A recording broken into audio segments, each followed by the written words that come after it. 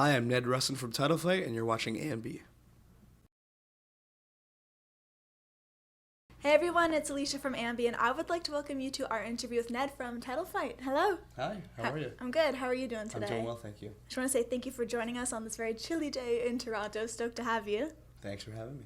I want to kick things off by discussing your latest record, Hyperview. Sure. You guys were definitely trying to channel a new energy on this release, but I personally love how there's so many different nuances on it. You definitely have the hardcore vibes, but then there are almost some shoegaze, really pretty songs on there. So you're very welcome. Was your one rule when putting it together to have no rules? I think that's always the goal. Yeah, we're a band who is interested in a lot of different things, and we always have been. And it's cool because we've been playing music together for a really long time, since we were teenagers, preteens.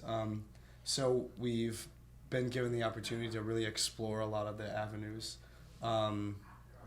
that may not seem to make sense on their own.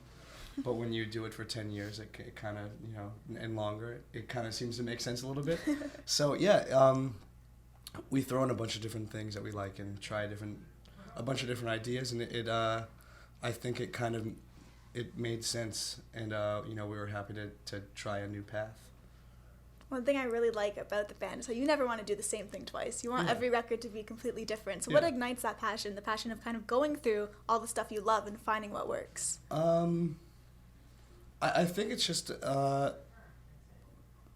it's really just trying to capture ourselves in the moment, and to accurately depict the four of us through music at any given time. So that's why a record that we wrote when we were 19 sounds different than a record that we wrote when we were 24, 25, because we have listened to a bunch of new bands. We've done a bunch of different things. We've had all these new experiences, and what we're trying to do through our music is relay where we're at in our life. You've grown, so the music's gonna grow. Exactly. So it's not like, all right, we did this really aggressive record, now let's do a really melodic record, and now let's do a really, I don't know, whatever the next thing is. It's not about that. It's about just trying to sit down, get the four of us in a room, and create music that, maybe not even capture music that is coming out of us at the time. And maybe that's somewhat idealistic, but it seems like that's kind of the ultimate goal. Something people really wanted to know going into this interview is what is next musically, seeing that the record was released 2 years ago? When will you four be in a room putting stuff together that's new? We're in a room tonight in Toronto, putting stuff together. That's new? Yeah. Okay, that's exciting. We can't really announce anything, can't really say anything on the record, but yeah, we're always writing new music. We have been going really strong for whatever, I don't know, 6 years or something, and we kind of have been taking a breather for a little bit. So we're not rushing into anything.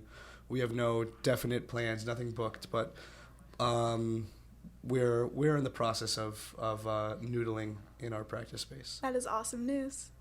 Thank you. I really liked finding out that you collect some vintage tees. I do. So how long have you been doing that for? I don't know.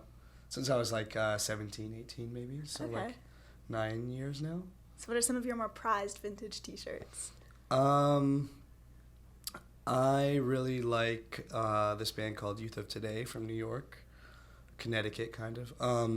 And I've tracked down a lot of really weird shirts from them, because they were a band that they would go on tour and they would run out of shirts, and they would print more on a different color, and they would do a different back print and do all this stuff. So it's a collector's dream and nightmare at the same time, because there's so much. You have to get them all. It's like Pokemon, There's a lot going on, and there's very few, so it's really difficult. But then when you get it, it's really exciting. So there's a lot of just really random things that are really, you've seen a picture from 30 years ago and you go, what is that shirt? I really want that. And then randomly it pops up and you find some guy who has it, stored in his attic, and you talk to him and you pay him too much money, and then you have it in your attic. It's really great. Well, being that you're on tour, are you able to do any thrifting in that sense? Have you found shirts that way? Shane, our guitarist, one time got a Sonic Youth shirt in a thrift store that he gave to me. he's a more thrifty guy than I am. I try not to do that right now because it's too expensive, and I'm becoming cheaper. I would say I'm becoming more pragmatic, but the easy way to say it is I'm becoming cheaper. But yeah, so no, I have not recently gone to the thrift store looking for shirts. Times have changed, I guess. Well, now you're taking the record out on the road, as we mentioned, here in Toronto. I love seeing how crazy your live shows really are. You guys have energy. The fans completely feed off of that energy. But have there been any bad stage diving incidents? Because every time I see stuff, people are just diving off the stage constantly. Yeah, there have been bad stage diving incidents, and it's a really complicated issue, especially right now with the band, because we talk about it. It's not like we are ignorant to the fact that people have gotten hurt at our shows, and that's the last thing we want to happen is to someone to come to see us to enjoy themselves and leave hurt. So yeah, it's not fun, and it sucks to see that happen. So the thing is, it's a really interesting thing that goes on at shows like this, that people are allowed to express themselves in any way. And I talked to a friend of mine who said that's kind of like the main idea. Like when he got into it, he thought this was the main idea. Like you could literally throw yourself off a stage into the arms and bodies of people and trust them enough that they will catch you or at least pick you up. And I think that's a really beautiful thing. But it doesn't always work like that. And it's a really complicated line to walk, and we're aware that we're trying to make sure that everyone is safe and healthy and able to enjoy the show. So yeah, it's a double-edged sword. That's a long conversation. It's very cool because on this tour you played 2 shows in Pennsylvania, Yes, we did. Not just one, and the second was sold out. So congrats on that. Thank you very much. I absolutely love going there. Just personally, I love that place so much. So for you, what are some of your favorite things about where you live? If our viewers were to hang out with you for a day, where would you take them? What would you want them to check out? Yeah, so we played Philadelphia on this tour. We're not from Philadelphia. Yeah. We're from a small, it's called like a suburb, but it's not really a suburb because the city that we're a suburb of is not really a city. So, like the city has a population of 40,000 people, which is like, I don't know, nothing. I don't know. That's baby stuff. So where we're from is a really small little area in like really just out in the sticks of Pennsylvania. So what we do for fun is, go hang out. There's a lot of great small independent pizza places where we're from. That's kind of our pride and joy. There's like over 200 independently owned pizza places in our town, which is cool. That sounds like a dream. Yeah, it's really great. I like it. So we eat a lot of pizza, I don't know what else we do. That's about it. How do you take your pizza? Plain. Oh, okay. Plain. Just sauce and cheese? Yeah. Okay, keeping it simple. Yeah. That's how, in my mind, that's how it was invented. That's how I'd like to enjoy it, Well, a couple of months back before this tour kicked off, you did a back-to-school show, which I just thought was awesome. So being that you played a back-to-school gig, what were you like in school? Were you the class clown? Were you the troublemaker? When I was a senior in high school, they have like the senior poll in the yearbook. What did you call it, like a 12th year here? Yeah, exactly. Yeah. They have like a poll in the 12th year yearbook, and it's like class clown, whatever, like all that kind of stuff, like best dressed, most likely to be famous, all this stuff. And I was voted biggest heart. And I guess the way that I explain my high school career and my school career in a nutshell is I was voted biggest heart, and I thought it was an insult because I didn't really talk to people. I was like a very introverted, shy, sit in the back of the classroom and just space out kind of guy. You obviously did something to get people to I don't know. It was a small school, but yeah. It was biggest okay. Heart. Yeah. Maybe I'm just paranoid, and it was actually a really kind thing. You're like, what did I do that was nice? Yeah. But yeah, school is hard. Yeah. I have to say that. And we definitely were more interested in the band, and we would, we would really make that known.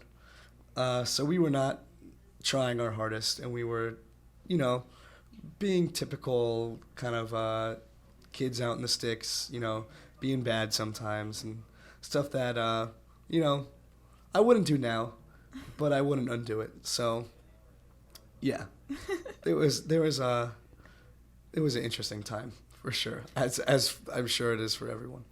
I just want to do a little quick fire round with you. Sure. So whatever comes to mind, feel free to say it. Sure. All right. So who would your dream jam session be with? Dream jam session? I don't know. I like jamming with everyone in Title Fight. Is that a bad thing to say? That's a very warm-hearted answer. We play music well together, I think. We've been playing, like I said, we've been playing music since we were like 13 years old. And I played music with other people. I like to get out and play other things, but when we get together, it's a really like easy, just, you know, you don't even have to think about it kind of process, and it's I really enjoy that. What's an item you couldn't tour without?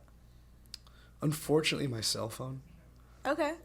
I'd like to say, you know, like a book or something, but cell phone's the easiest thing.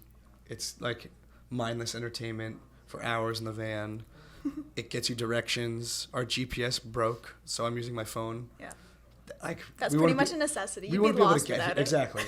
That's the thing. It's like, I'd like to say it's just for those purposes, like, but yeah, I definitely, you know, I get bored and I end up on dumb websites and, you know, I don't know. I'd like to say it was only for like intellectual purposes, but I don't know. I have Super Mario Run on my phone, but I don't play it that much. I haven't beat it yet. Nothing wrong with that. I haven't beat it yet. Don't worry. That's good. There's a lot more to do for the next couple of shows. Yeah. A lot more coins to collect. Which swear word do you use the most? Swear word? Yes. Probably the F word, you know? Like how you don't even say it. I don't know, in case my parents watch this. Okay. They don't, keeping it PG. One time I did an interview in a magazine and I said the F word and my parents saw it and they were very offended because they're very, you know, like, they're an older crowd and they don't think that's appropriate. And we took it to like a family, my aunt's house. And they took a Sharpie to the magazine and crossed out the curse words. And I said, really? It wasn't me. The editor tried to make me look like I'm a... Yeah, I didn't say that. Yeah, I don't even know what that word means. And how about the worst job you had as a teenager? The only job I really had was working at this pizza place right around the corner from my parents' house called Lino's Pizza.